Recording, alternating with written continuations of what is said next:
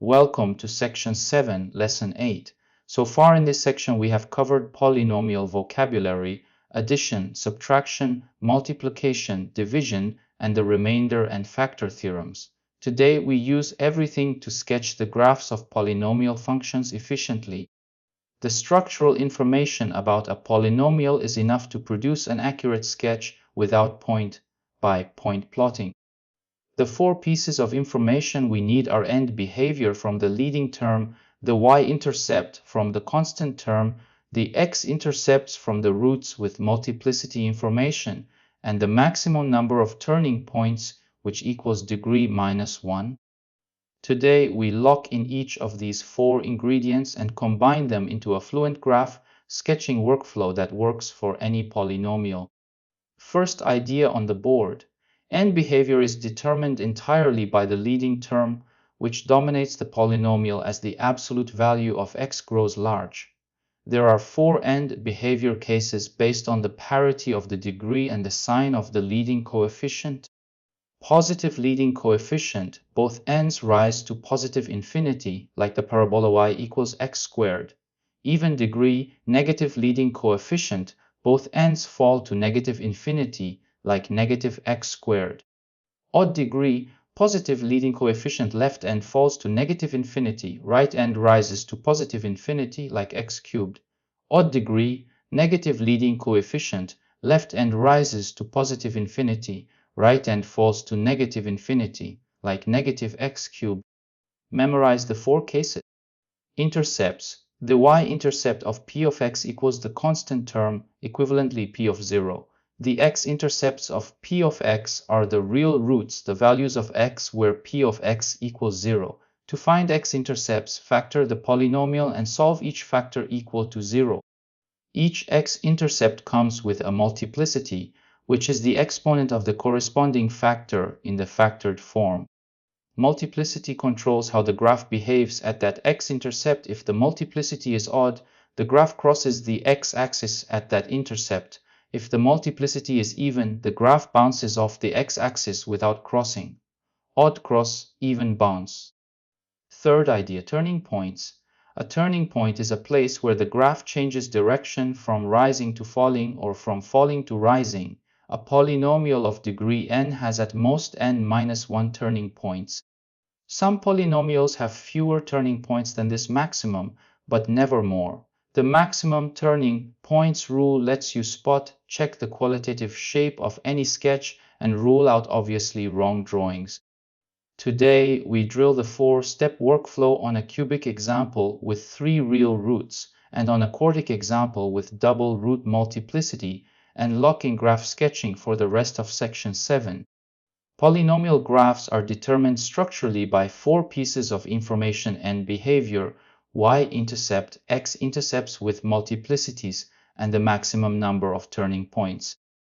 Each piece comes from a different part of the polynomial, and combining them produces an accurate sketch quickly.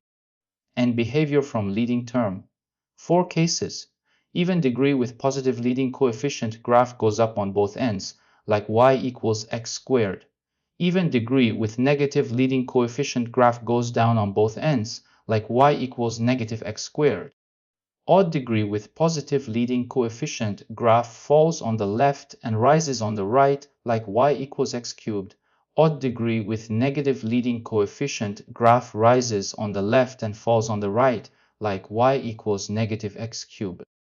Intercept of p of x is the constant term of p, equivalently the value p of 0, which is where the graph crosses the y-axis.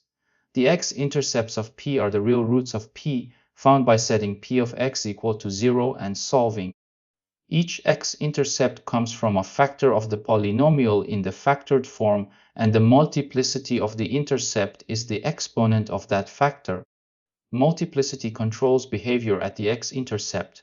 Multiplicity 1 or 3 or 5, any odd multiplicity, means the graph crosses the x-axis at that intercept, going from above the axis to below or vice versa.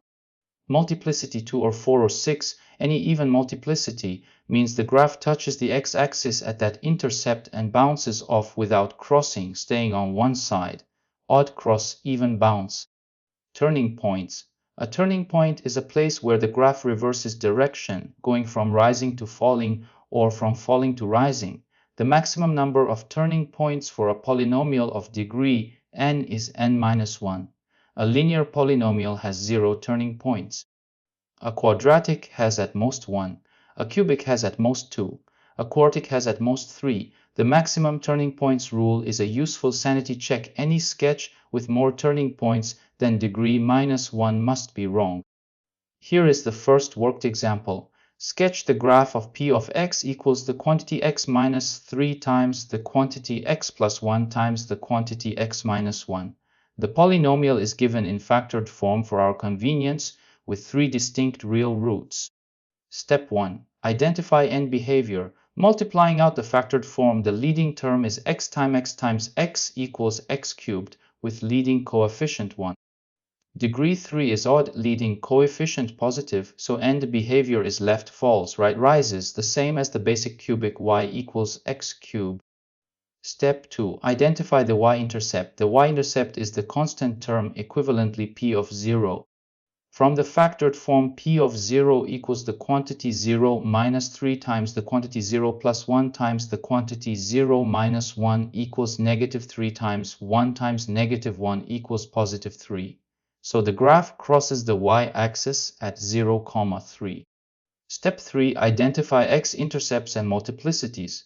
The factored form gives roots immediately. X equals 3 from the first factor, x equals negative 1 from the second factor, and x equals 1 from the third factor. 3 distinct real roots, each with multiplicity 1. By the multiplicity rule, all 3 are odd multiplicity intercepts, so the graph crosses the x-axis at all 3 points. Step 4. Maximum turning points. Degree 3 means at most 2 turning points. The graph has 3 crossing intercepts and goes from negative infinity on the far left to positive infinity on the far right, so it must turn at least twice to make the 3 crossings happen. Combining exactly 2 turning points, the maximum allowed.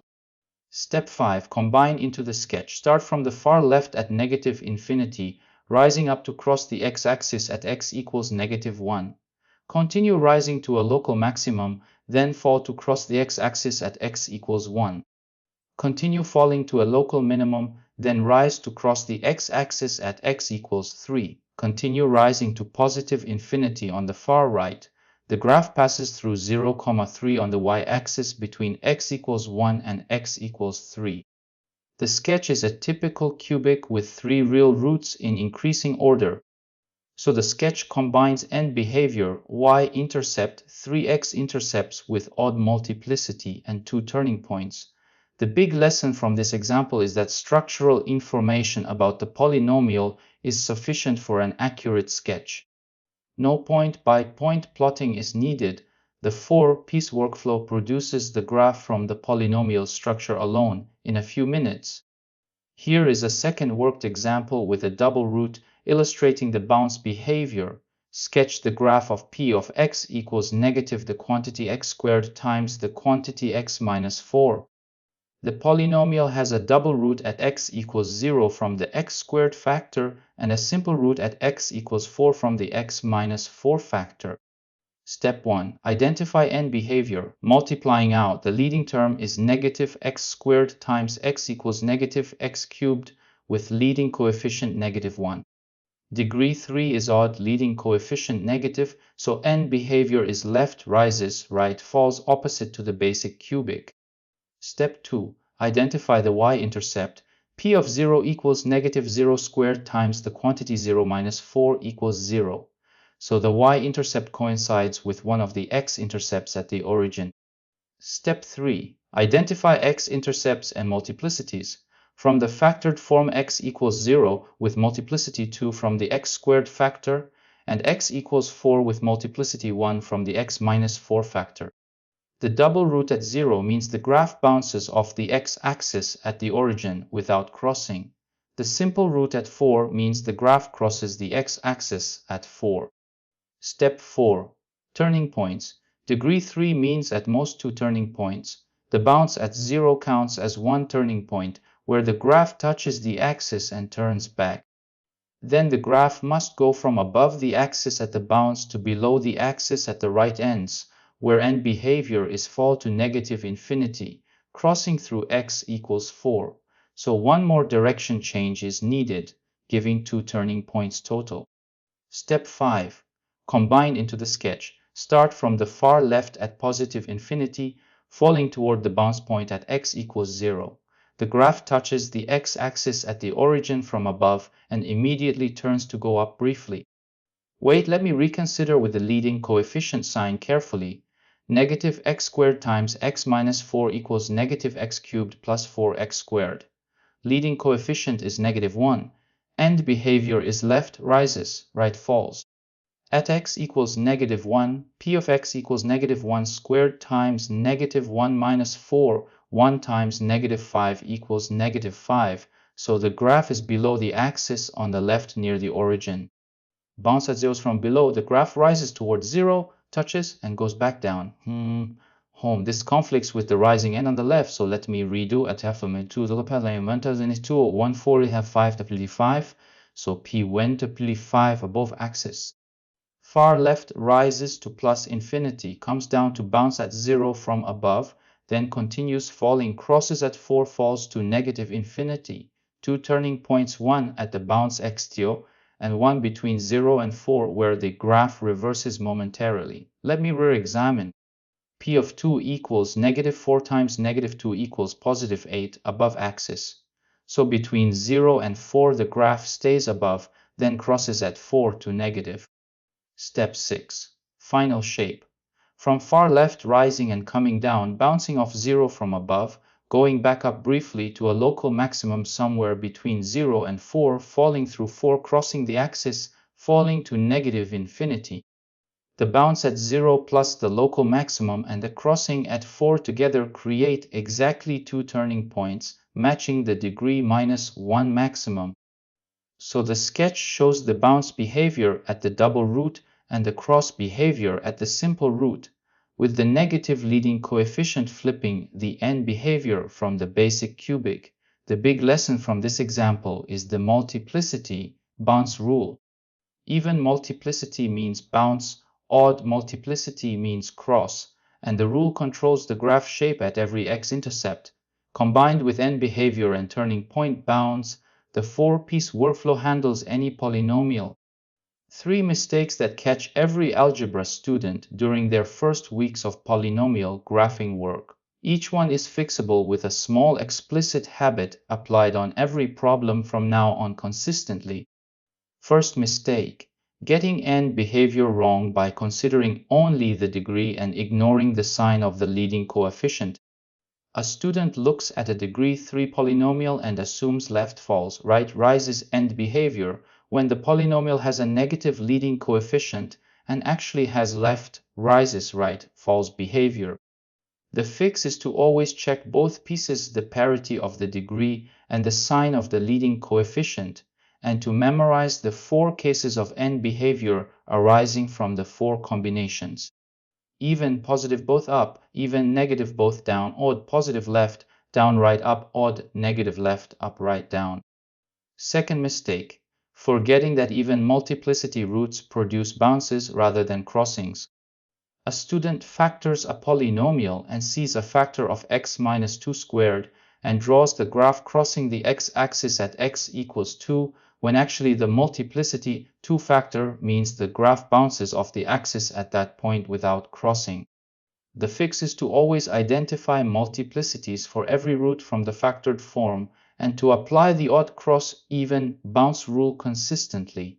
The bounce behavior is structural and must appear in any correct sketch.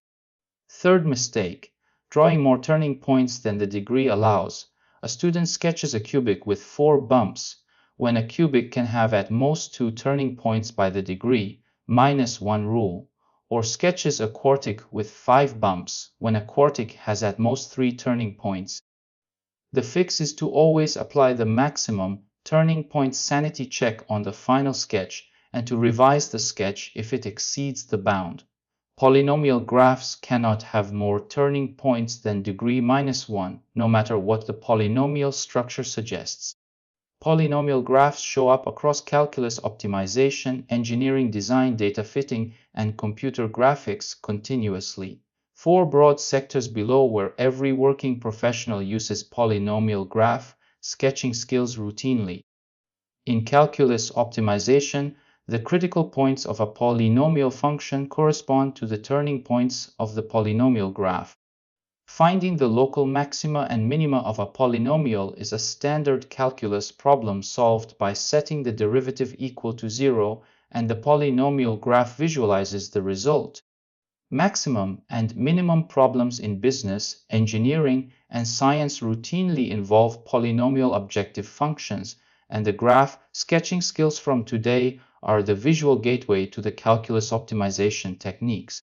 In engineering design, beam deflection under loading is described by polynomial functions whose graphs show the shape of the deformed beam.